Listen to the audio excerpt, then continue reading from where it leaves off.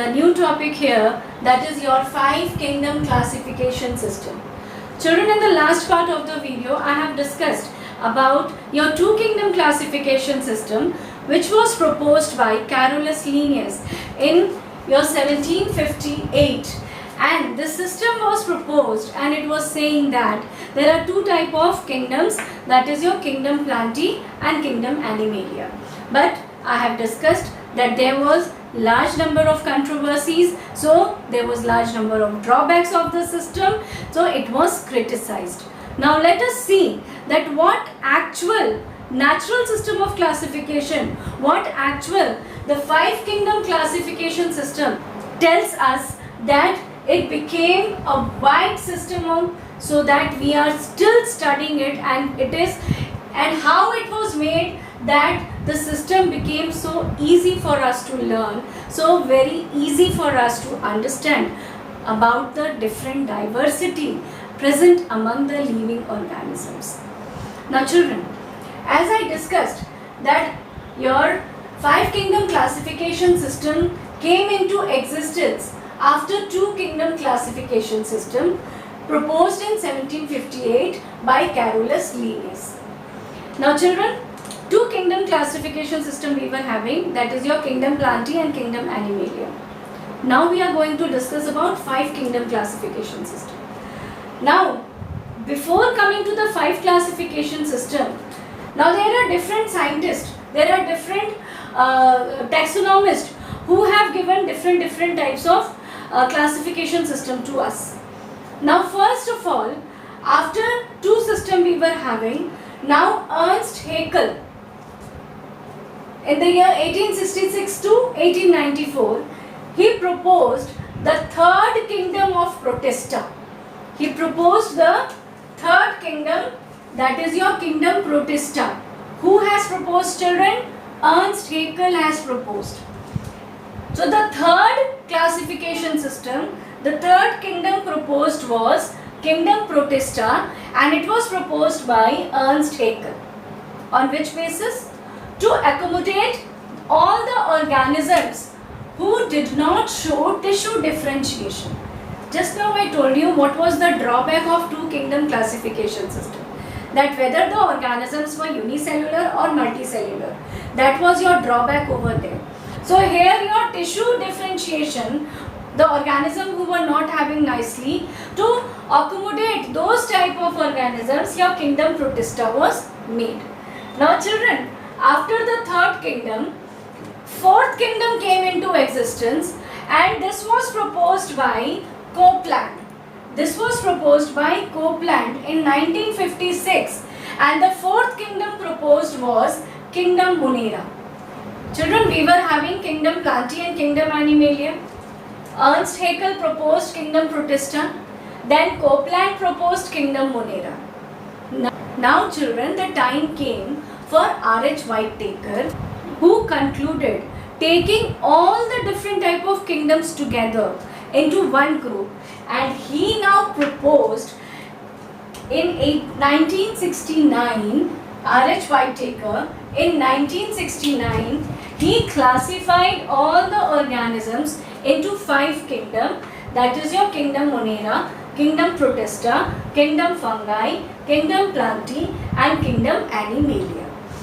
Children, kingdom Monera was classified on the basis of presence of eukaryotic organism or prokaryotic organism. In kingdom Monera, all the prokaryotic organisms were kept. It means that the organisms in which the nucleus was not well defined, they were having nucleoid, they were having incipient nucleus, those type of organisms were kept in kingdom Monera, and it was proposed by Copeland in 1956. Then came R.H. Whittaker in 1969, who concluded by taking all the type of kingdoms together, and he made one classification system, that is your 5 kingdom classification system, and in this system he kept all the kingdoms together and started it with kingdom Monera, kingdom Protista, kingdom Fungi, kingdom Plantae and kingdom Animalia. These are the 5 kingdoms which are kept in the 5 classification system proposed by R.H. Whittaker in from 1969. Now after this, children, in between 1977 to 1994, another taxonomist, Carl Woese, he came and he divided the kingdom Monera further into 2 groups, and the names were Archaebacteria and Eubacteria. The organisms were divided into 2, Archaebacteria and Eubacteria. Hope children this history of the 5 classification system is clear to you all. I'll again repeat it once in brief, that 2 classification system was already proposed by your Carolus Linnaeus. Then the 3rd classification system came into existence by taking the work in consideration of Carolus Linnaeus. It was not completely neglected. The drawbacks were there, criticism was there, but the actual some of the work which were actually done to divide the living organism, actually what happened that he tried to divide the organisms. He tried it on the basis of mode of nutrition, on the basis of cell wall, but he couldn't demarcate the organisms very nicely. So taking those points in consideration, Carolus Linnaeus was carry forwarded, his work was carry forwarded in the 5 kingdom classification system. He was not completely neglected. Drawback was there, but not completely neglected.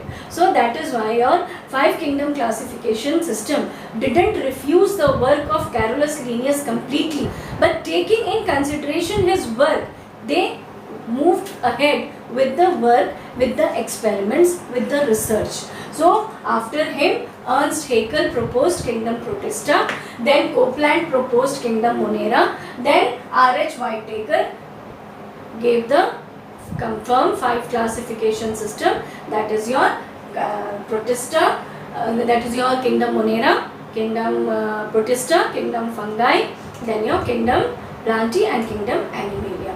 And children, further kingdom Monera was divided into Archaebacteria and Eubacteria.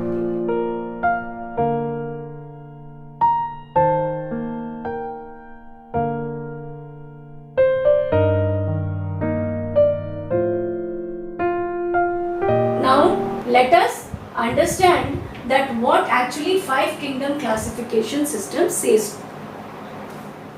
So let us children now move ahead with the 5 kingdom classification system. That this system was based on cell structure, body organization, mode and source of nutrition.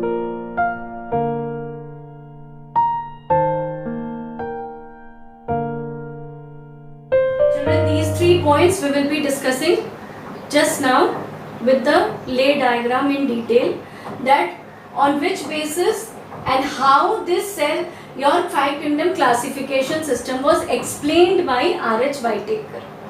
Now children, just for now, you know that these were the 3 bases on which your kingdom system was made, and on that basis all the living organisms were classified into 5 groups, and these 5 groups were called as kingdom, and the 5 kingdoms were kingdom Monera, kingdom Protista, kingdom Fungi, kingdom Plantae and kingdom Animalia.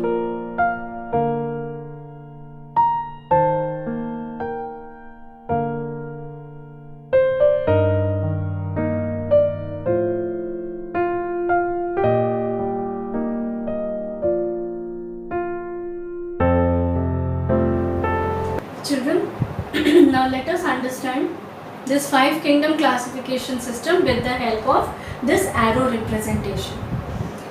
Just now I told you all few minutes back that 5 kingdom classification system was proposed by R.H. Whittaker, and he kept 3 points in his mind. The first was cell structure, second body organization, and third mode of and source of nutrition. So children, keeping view on those 3 points, this arrow representation has been made. So now let us try to understand. Now children, all the organism, all the different type of organism, all the different type of organisms are divided into two types, that is your prokaryotes and eukaryotes. Prokaryotes are those organisms in which your nucleus is not well defined. It means the organisms are having nucleoid or incipient nucleus. So on that basis, organisms have been kept in prokaryotes, and all the organisms having well defined nucleus, true nucleus, are kept in prokaryotes. Children, on this basis, prokaryotes are considered to be kept in kingdom Monera. It is in kingdom Monera. Now children, further, these eukaryote organisms are divided into two again different types, that is your unicellular and multicellular.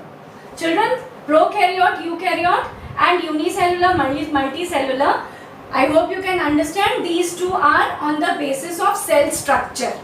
So unicellular, the organism made up of one cell, and multicellular, organisms made up of more than one cells.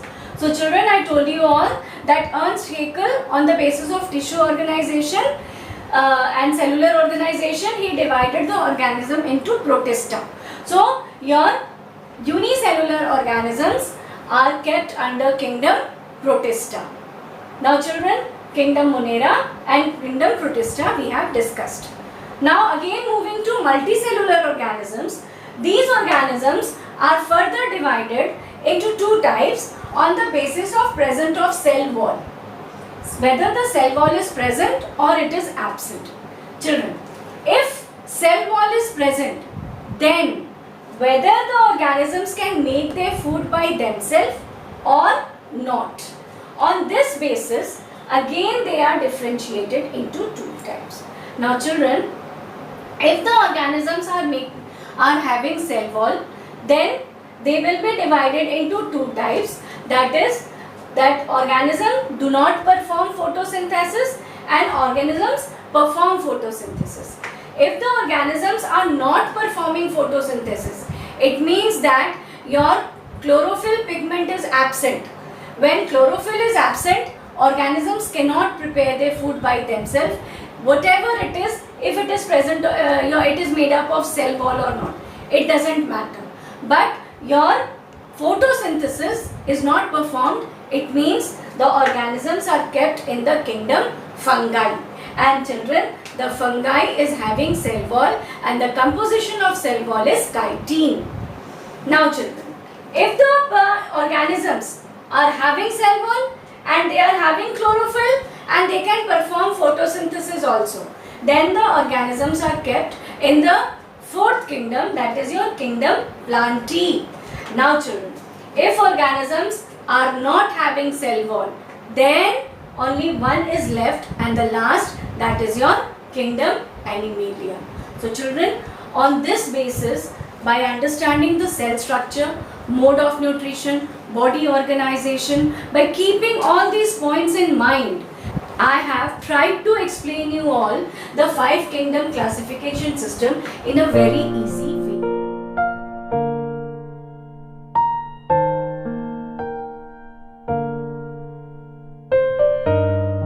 Children, hope you have understood the whole introductory part of the chapter, the 2 kingdom classification system, the 5 kingdom classification system, how did it came into existence, how it worked, how Carolus Linnaeus worked, how did Aristotle work, and all different other taxonomists, how they have given their theories, and how finally 5 kingdom classification system came in front of us, so that today the whole diversity study has become very easy.